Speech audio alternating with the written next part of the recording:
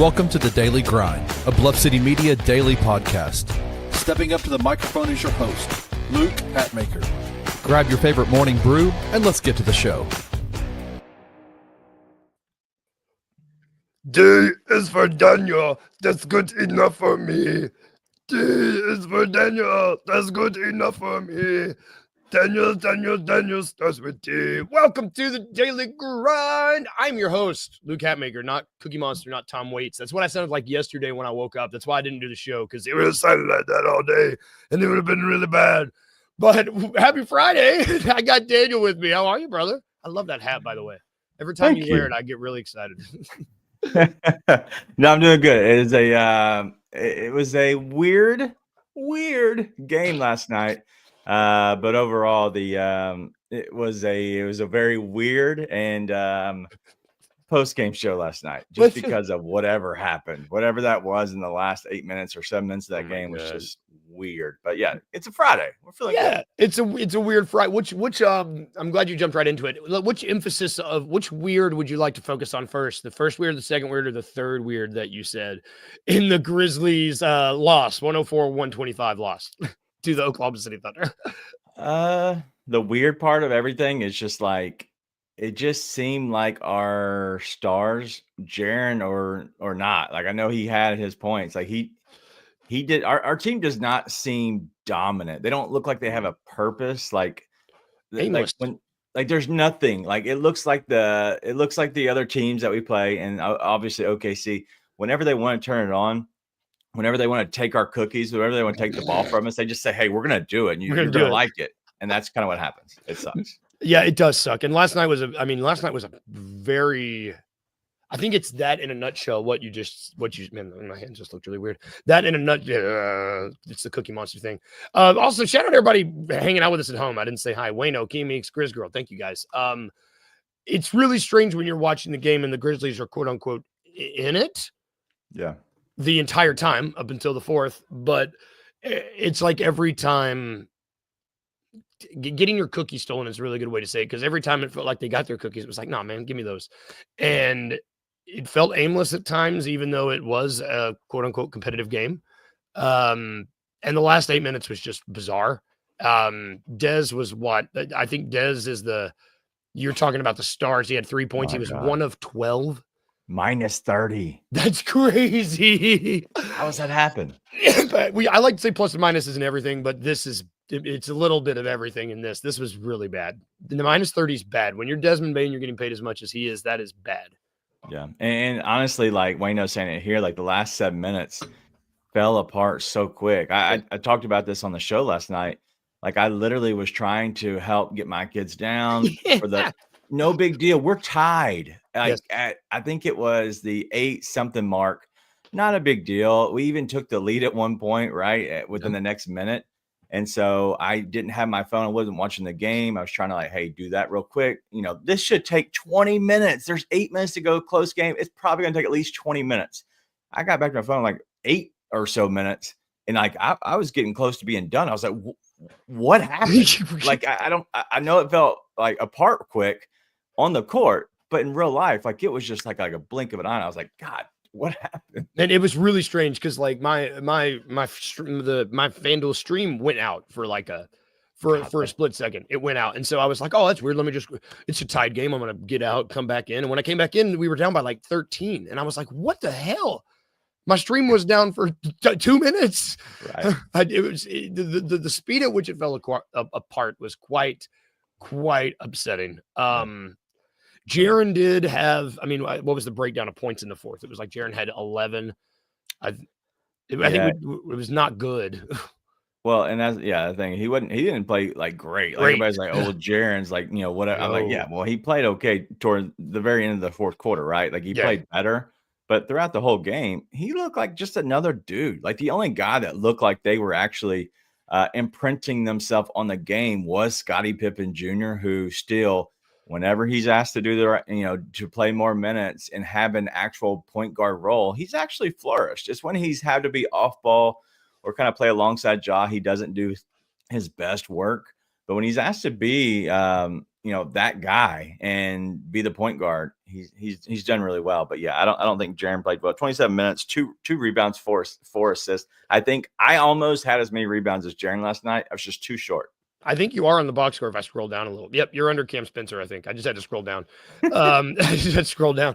The Scottie Pippen was sniffing a triple-double.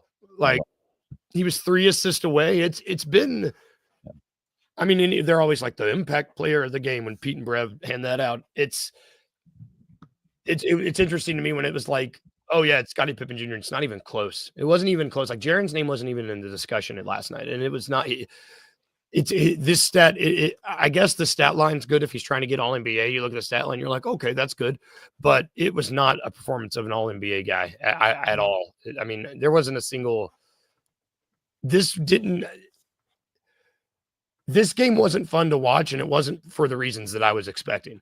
I thought this was going to be fun to watch because I was going to get mad at SGA and we were going to be blown out the entire game. This wasn't fun because none of the players made me have fun. I was like, come on, guys. I want to root for my team, but you guys aren't making me excited. Yeah. Santi had his weird mustache that I hated. He looked so freshly shaven. It was like, oh my God, dude, stop. I don't know. I just was hoping for a little bit more. I don't even want to say fight because it's weird, man. Last night was a weird. I believe you said 3 weirds game. I don't know. I'm ready to get back home. I'm ready to come back to the forum. This was an awful road trip. Awful. Yeah. And if you look at the fourth quarter, 34-15, that's where it comes down to. One, you scored 15 points is your issue, just all in all. But like it can't be that bad in the fourth quarter. But it just goes to show like these guys are just they're ancillary pieces. And I don't mean that in a negative way for Jaren and Bane, but like they're just pieces that are really good. And this team is built around Ja Morant. When he doesn't play, you obviously can see that.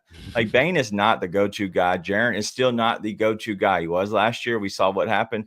He wasn't. He can't be the best player on your court. If he is, that's really where we're going to have a problem. But just looking through the actual nets, and I know a lot of people don't pay attention to this, but when Jaren was on the court, they were -11. When he was off the court, they were -10. So he has a net 1. So he was pretty much even throughout the entire time. So when he was off, it was big, right? Yeah. The team wasn't good.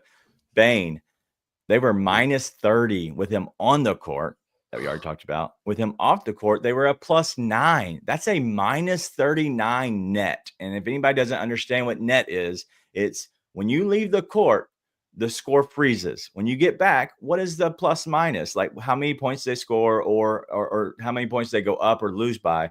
And so they were actually playing better without Bane on the court last night for 9 points better when he's off the court. That's why you get that net -39. That's not good. You're not going to win a game if that's what if you're banking on a lot from that player. Yeah. That's just not good, man. And God love Fish. He was like, yeah, we just need Dez to get to 19 points at the half. He has 0. And I was like, yeah, it's not happening, man. You mentioned ancillary pieces. I don't want to talk more about this game. It was weird.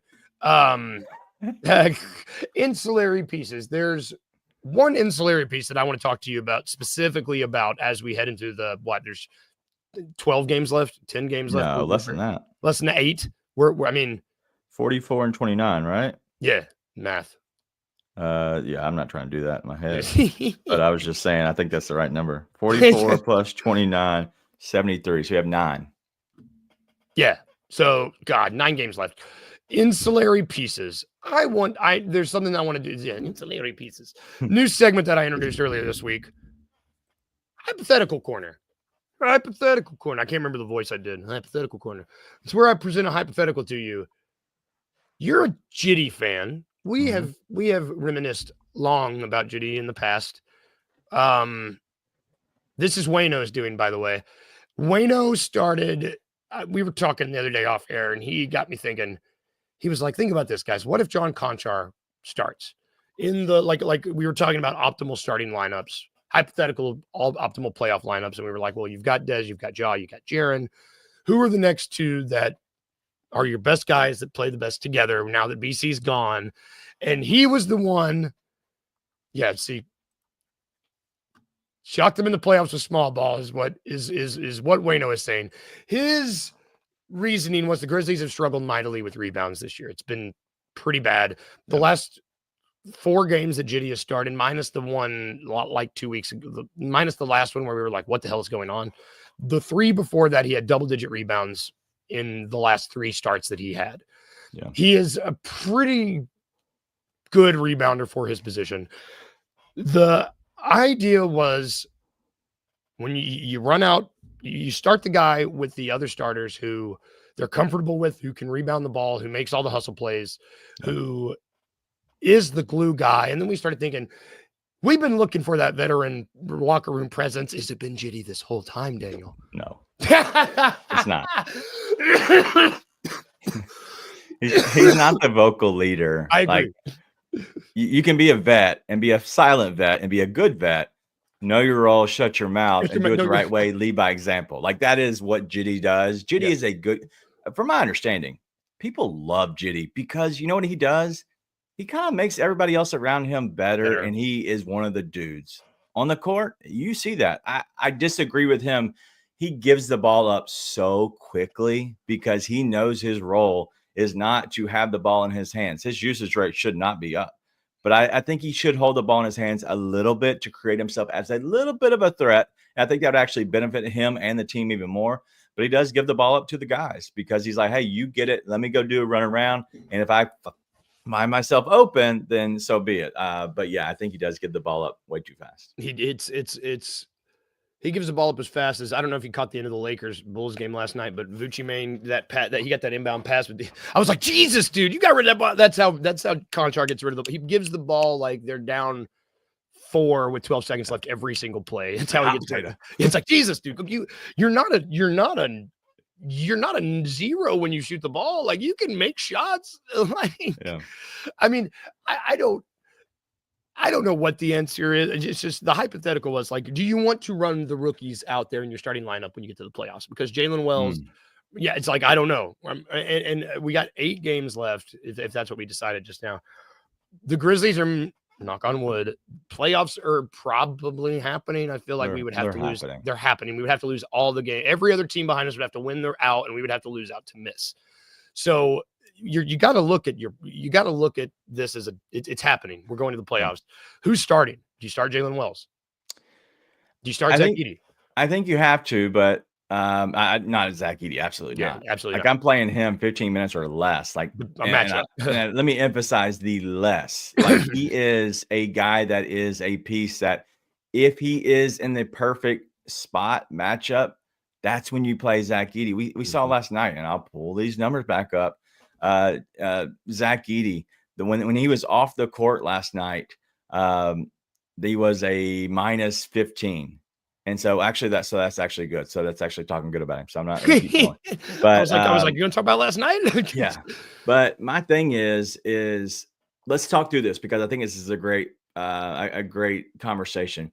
Would you, going back on you, a little hypothetical. Yeah, give it to me. If Alex Caruso was on this team, would you feel comfortable starting Alex Caruso as your 3 guard? Yes. Okay. Do you know who has pretty much the exact same numbers? Like their stats are very identical. I did it last night. I looked at the numbers because I saw the white boy Alex Caruso literally just doing stuff. Just doing things. He did nothing, but like he was just doing things. And people love Alex Caruso. He got like $20+ million a year. Literally, John Konchar has the exact same stats as Alex Caruso. And if you feel comfortable starting him, I feel like you could still feel comfortable starting John Konchar. Yeah, I think that, especially when you look at who's on this team, it's like, I don't know who else if you need, I think it was do you start Vince? I just think that the young guys that you think not Vince, the young guys that I think a lot of us were hoping would make a little bit of a leap have not, and they have been unplayable at times. And so we know at the very least, John Konchar is not unplayable, Yeah. I mean, I don't know. I think that, sometimes he is. Sometimes. but it's like when they're super athletic and they need somebody with a little bit, longer, but that doesn't happen so often. But I listen, I love this conversation because I don't think starting Konchar is actually the answer. Yeah. But like, let's keep spinning that because you brought it up. Does that benefit Jalen Wells? Because you got to think like there's only going to be 3, maybe 4 guys coming off the bench, right? So if you were to do that, then you're obviously pushing somebody else down. But would that benefit Jalen Wells? Do you think him coming off the bench and having a different type of role that then pushes Vince out of the rotation completely, which is probably the best right now? But if you did that for Jalen Wells, that actually could benefit him because he might, even though it will be the playoffs, he will have a little bit less on his shoulders of the scoring and other stuff. And honestly, Jalen Wells could probably end up playing more minutes than John Konchar if that was the scenario. Yes. But like, do you think that benefits Jalen Wells if he was to push to the bench and maybe in a lesser role? So the only thing that I could think is I don't want the dude's confidence to go away. Like I don't, I mean, if it's already been shat, I mean, who knows? I don't know where he is mentally, but I don't want him to view it as a demotion. That's because I mean, it's like you said, you can still play Jalen more minutes and just start Jitty, because I really like the idea of Jalen not having, as a rookie, God love him, he's been taking on the hardest assignment every single game, and he's been doing, he's been doing about as well as you can ask for a rookie, if not better in some occasions, and I just don't. I think you move him to the bench, he might be like, oh man, I've been getting run all year at the dude's best guy. I might be able to. He might flourish. This is a business, Luke. A business. It's a business. I don't care about your feelings. I don't. I will be the first one to say that. I could care less about your feelings. I want to win. Yeah. And if you care about your feelings, that's fine, but you're never going to be a winner. So you got to set that aside. It's time. That's a good point. Be careful what I say. It's a morning show. This is a family-friendly show. But sometimes you got to, let's say, buck up. Okay. Yes, buck up's good. And I just don't understand. People think about these feelings. I get it. I'm not saying John Konchar is the answer. I love Jitty just because it's funny to enjoy and appreciate Jitty. Yes. I don't think he's that. I think he's a great basketball player. He would hoop all of us out times 10. But I just think that he is a guy who you could put into a starting lineup, and that's why he's been put in starting lineup, is because he just can fill the hole. Like who's the guy that puts the little thing in and just like slaps the cover on the hole and it seals the hole up. Whatever that is, that's who Jitty is. He's the guy you put some on there and he's like, oh, we don't have any leaks. It's great. It's like what's that dude? It's like the Flex Seal of products. Flex Seal guy. Flex Seal. Jitty is the Flex Seal for the Grizzlies, and it's. I don't know. It's like you said, he would hoop us all out of the. He would hoop us off the court, and it's like he's what? 6'5", bro. He's 6'5", 6'5", and he looks. I think we underestimate how tall the dude is. Yeah. Like how tall are you? You're 6'5", right? No, I'm 6'3", and I was next to him, and I'm like, bro, he is so much taller than I give him credit for.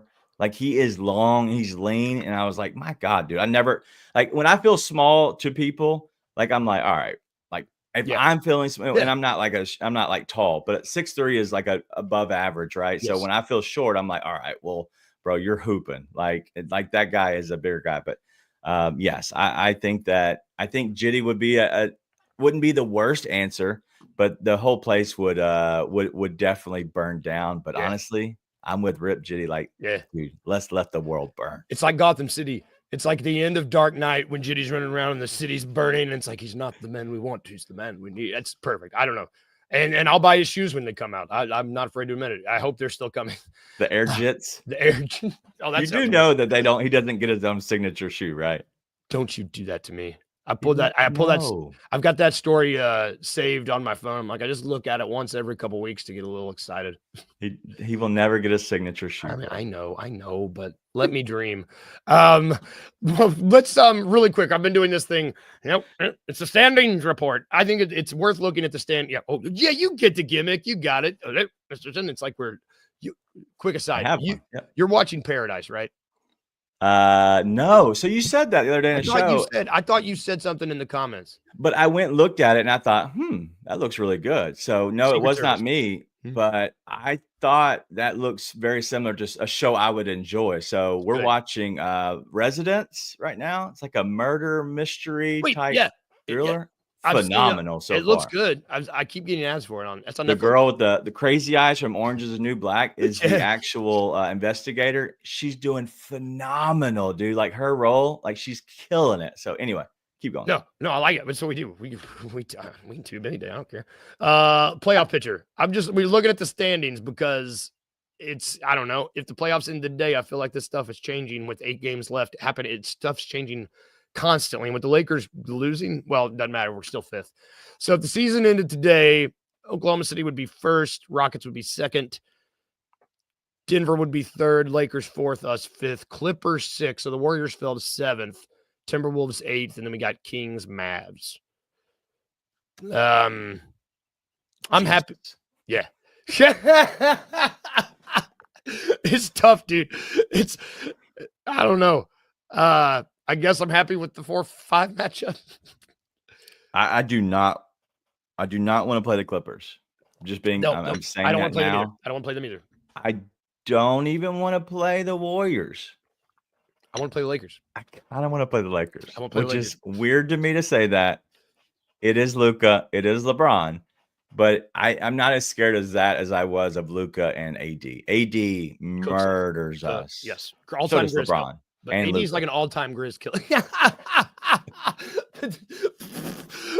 Yes, and Rui. We forgot about Rui. Rui is the best 3-point shooter of all time against us.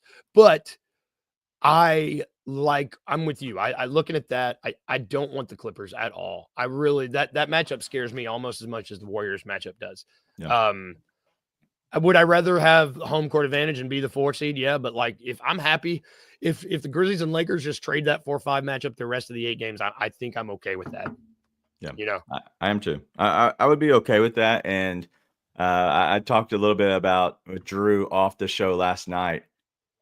I was against it early on, but as I see and I see what it is, like I kind of wouldn't mind the Lakers for 2 different reasons. One, I think that they are beatable. We saw it last night with Giddey. And if you have not seen the last 12.6 seconds, okay, let me just set this up for you. 12.6 seconds. The Bulls are down 5. Okay. The Bulls are down 5. There are 3 lead changes within that 12.6 seconds. And there's also a half court heave for the win. Like it was just phenomenal, just television. And so I loved it. But the other thing is, and this is for me, and I'm going to be very selfish. Last time we played the Lakers, like our show, we put up a 92,000 views on one of our shows, our post-game shows. And so whatever happens with the Lakers, you get the views. And so I'll take it on a post-game show 10 times out of 10. Man, they're like, God, get those clicks. It was the first time in a long time where you get the update on your phone. It's like, check out this crazy end of the game. And I'm like, yeah, okay, I'll be the judge of that. And I looked at it and I was like, I'll be damned. That's a crazy, that's a crazy end of that game. You got me. I would give me a 7-game series with the Lakers, like the last 12 seconds of that, and hope that LeBron's groin goes beep. I don't actually hope it, but he's old. I mean, I don't know. I kind of want to beat him on the court. Yeah, you don't want to beat his. You don't want his groin to beat him. You want us to beat him. I really want to put him out of his misery. Yeah, Jesus. I mean, like, send you on your way. Take him out See back. you later, King. Let me grab that crown real quick from you when you're sending you out the way. Yeah, I mean, everybody loved Old Yeller. I mean, he was a good dog. He was the GOAT dog. Sometimes you got to put him down. I get it, man. I get it. It's such is life. You've been watching March Madness. That's happening right now too. I want to talk about that real quick. Who do you have winning the whole thing? I don't know. Like who did you pick winning your bracket? Is your bracket? Yeah, I'm a Dookie guy, and so very biased. But I'm also like their team. Fantastic. This is the best Duke team I've seen since Jay Williams and Shane Battier's team back in 2001. It was 2001. This is the best all-around Duke team. They had Carlos Boozer on that team. Yeah. Like this team is so loaded. they have shooters, but they are the deepest team I've seen. Like they go 8 to 10 deep, and in college that doesn't happen. But they're all, they have 3 guys that are probably drafted in the top 10 that are starting for them. There's also another guy who the Grizzlies I want to draft, and Tyrese Proctor. He's a 6'5" point guard who can shoot the lights out. He's not a good facilitator, but he can be a guy that can run an offense like they want to run this All Lives Matter offense. But I really love this Duke team, and I think that you're going to see fireworks this next game against Alabama. Alabama just they made the record 25 for 3-pointers made in a game. Just ungodly. Man, it was ungodly. I was like, man, they're still making these things. The this Duke team, very rarely do I think college basketball is enjoyable to watch.